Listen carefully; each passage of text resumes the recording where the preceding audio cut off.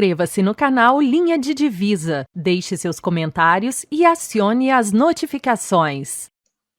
Olá, o canal Linha de Divisa está chegando mais uma vez na cidade de São Paulo, no bairro de Pinheiros, para bater um papo, para prosear, como eu gosto de falar. Sou mineiro, viu, Pedro? Eu gosto de falar prosear, para prosear com Pedro Galé. Como vai, Pedro? Tudo bem? Tudo jóia. Então, Tudo tá. jóia. Agora, eu tô com uma confusão. Deodato Demerval, como eu te chamo? Muito bom. Deixa eu corrigir aqui. Tá valendo. Eu não vou cortar isso aqui, não. Eu estou mudando aqui para como eu gosto de ser chamado. Ó, tá aí, ó. Deodato, então, perfeitamente. Deodato é o meu sobrenome e eu gosto de ser chamado por esse sobrenome, Deodato, em função da etimologia, da origem, do significado. Foi um filho bastardo de Agostinho de Hipona. E é do latim, significa dado por Deus ou dado a Deus. Carrega uma certa prepotência no meu sobrenome. Deodato. O filho dele era Adeodato. O meu foi grafado errado, da minha família é Deodato. Mas, Pedro, fala para mim, qual foi a sua graduação, o teu mestrado e o teu doutorado, e aonde você fez? Eu fiz tudo na Universidade de São Paulo, né, no Departamento de Filosofia da USP. Sou cria daquela casa. Então, fiz a graduação, mestrado, doutorado e ainda fiz um pós-doutorado lá também, com o professor Franklin de Matos. Tudo em filosofia? Tudo em filosofia. Ok. Você fez um pós-doc em Ouro Preto, você falou também? Sim, fiz um estágio pós-doutoral lá de 4 meses, né, em 2017, começo de 2017. Fiquei lá naquela maravilha alguns meses. E sou obcecado por estudar as coisas de lá desde então. Ok. Você tem mergulhado, então, em cima da história da Conjuração Mineira lá? Sim, também, e mais na questão das figurações mesmo, né? Das artes religiosas lá, né? E não falta, hein? Como tem igreja em Ouro Preto, né? Sim, tem pinturas maravilhosas do Mestre Ataíde e outros, né? Legal. Quem sabe no futuro a gente não reserva um tempo só para conversar sobre as tuas percepções de Ouro Preto. Vamos fazer isso? Pode ser. Vai ficar bem legal, hein? Ok. E o seu mestrado, qual foi o objeto da tua pesquisa? Foi o Goethe, né? E os textos sobre a natureza, principalmente, né? Eu tinha uma questão na época, né? Lá se vão mais de 10 anos, que era como é que o Goethe, naquilo que até hoje se fala, né? O Goethe é um autor que tem 3 fases. A segunda seria o classicismo, né? Voltado para a antiguidade. Só que, ao mesmo tempo, eu olhava os textos de natureza e via um Goethe inserido na filosofia do tempo dele, né? Inclusive com um vocabulário bem específico da filosofia alemã daquele período. E aí isso me deixava com a pulga atrás da orelha. Falar, bom, no momento mais clássico, ele vai e se mete com filosofia dos seus contemporâneos ainda, né? Aí, isso que moveu a pesquisa, na verdade, né? Isso mobilizou. Fala um pouquinho da origem, ou melhor, fala, o canal Linha de Divisa, ele busca estabelecer um diálogo entre academia e o grande público. Para quem nunca ouviu falar no Goethe, fala das 3 fases. Vamos apresentar ele um pouquinho, né? Inserir no tempo e no espaço, né? Claro. Bom, aí eu posso falhar nas datas, porque às vezes a gente comete erros, mas Goethe nasceu em 1749, morre em 1832, tá? Isso eu decorei porque isso passou a fazer parte da minha fezinha na Mega Sena. Peraí, você colocou os números? Você joga nos números? É uma maneira de fazer sempre o mesmo jogo, né? 18, 32, 49, 17. Ele viveu quase 80 anos. 83, né? Num período onde a longevidade, ele sobreviveu a muita gente, né? Para você ter ideia, ele passou em vida pela Revolução Francesa, né? Chegou a fazer uma campanha por ordem de Weimar até a França para negociar com as tropas napoleônicas, né? Olha só. Viveu essa guerra, de alguma forma. Viveu um momento de grande transição. O século XVIII, né? A gente, inclusive, tem a Era das Revoluções, mas não é só isso. O pensamento muda muito em relação ao século antecedente, né? Ao XVII. O racionalismo começa a ser atacado, vem o que a gente chama de iluminismo, né? Então, o Goethe é uma figura interessante por ter passado por diversos ciclos, né?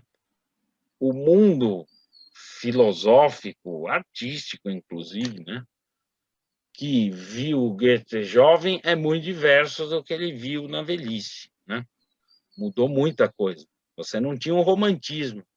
Inclusive, é de um movimento do qual o Goethe e um outro autor, o Herder, que é um filósofo, né?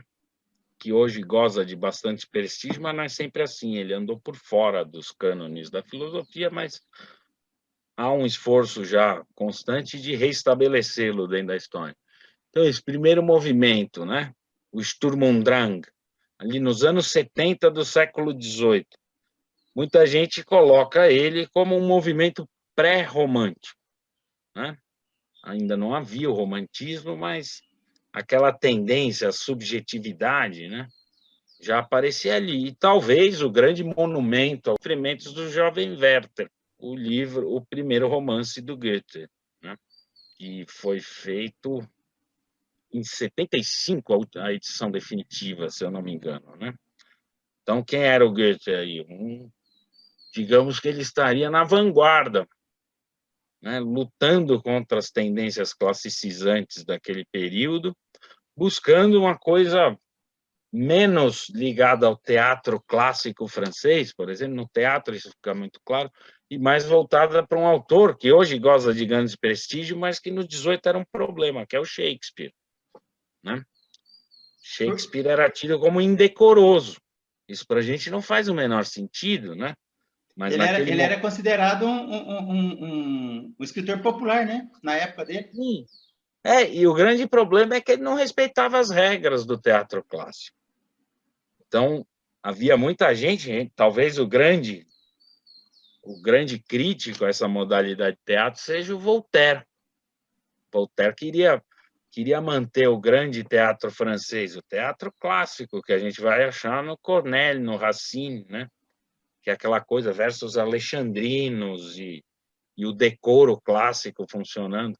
E não vamos entender aqui decoro como ligado à moralidade, decoro como conveniente. É conveniente que algumas coisas apareçam em cena, outras não, né? Então, esse movimento do Sturm und Drang tem esse... Seria difícil falar no auge, mas talvez seja mesmo a obra mais popular do Sturm und Drang, o Werther, do Goethe, que é um livro de um jovem, veja, epistolar. Por ser epistolar, o que a gente tem ali? Uma subjetividade que pode transbordar, porque é escrito em primeira pessoa, são cartas. Então, ele pode colocar os movimentos do seu próprio espírito. Não é um livro que se dá no campo da ação. Há ação, mas ela é sempre descrita por esse narrador, que é o Werther. E aí, mas, ao mesmo tempo, eu sempre tenho um palpite. Isso é um palpite, eu teria que estudar para valer. Há uma crítica a essa subjetividade já rolando. E eu tenho essa impressão porque outro grande livro do Goethe, ele tem alguns, mas tem um que percorre toda a vida dele, que é o Fausto, né? O famoso Fausto, o homem que vende a alma por coisa ruim, né? O que é o Fausto, né? Um livro que ele faz durante toda a vida. E já nessa primeira edição tem uma cena que ele dá uma sacaneada com essa subjetividade transbordante do Sturm und Drang, que ganharia outros contornos no romantismo. Tem uma cena que o Fausto evoca o espírito da terra. E o espírito da terra aparece para ele, só que ele não consegue olhar o espírito da terra. Ele fica, a cena clássica é ele com a mão, assim, né? E o que o espírito diz? Bom, você criou dentro de si um mundo e achou que era igual a nós, espíritos, mas não é. Você é igual àquilo que entende, a mim não. O mundo objetivo se impõe. Os movimentos da natureza se impõem. Não adianta transbordar essa subjetividade, porque ela tem um campo de ação mais restrito. Isso já indica... Em algum momento ele estabelece um diálogo com o Platão? Acho que eu diria que da filosofia clássica que ele puxa mais seria o Plotino, que é um Platão aristotélico ali já. Ele leu muito Plotino, leu Platão, leu Aristóteles também. O que ele retoma do Platão, depois de voltar de Roma, né, é a questão, ele brinca, fala, se o Platão dizia que só entram geômetras, na minha academia só entraria quem estudou a natureza. Né? Porque tem isso, no momento em que se estabelece essa subjetividade enorme, ele vai trabalhar em Weimar, né, na corte. Ele era um naturalista. Também. Também, né? Ele é daqueles que é difícil, né, colocar uma peixe assim, porque ele é móvel. Eu diria que ele tem um cidadão na França que é análogo em problematicidade, que é o Diderot, né, também. Ele é um escritor, aí a gente se livra falando o editor da enciclopédia, né, da enciclopédia, aquele monumento ao conhecimento. As luzes, né, estão em falta em algumas plagas do mundo moderno. Mas eu acho que você vai conversar sobre a influência do naturalismo, do estudo de botânica dele no pensamento dele. A gente vai voltar nisso. Daqui a pouco eu quero... Sim, não. É que eu não diria que ele não é um naturalista, mas quase tudo que ele fez, tirando como escritor, ele foi um escritor, ponto. Até porque é uma categoria muito mais ampla. Aí a gente fica tranquilo.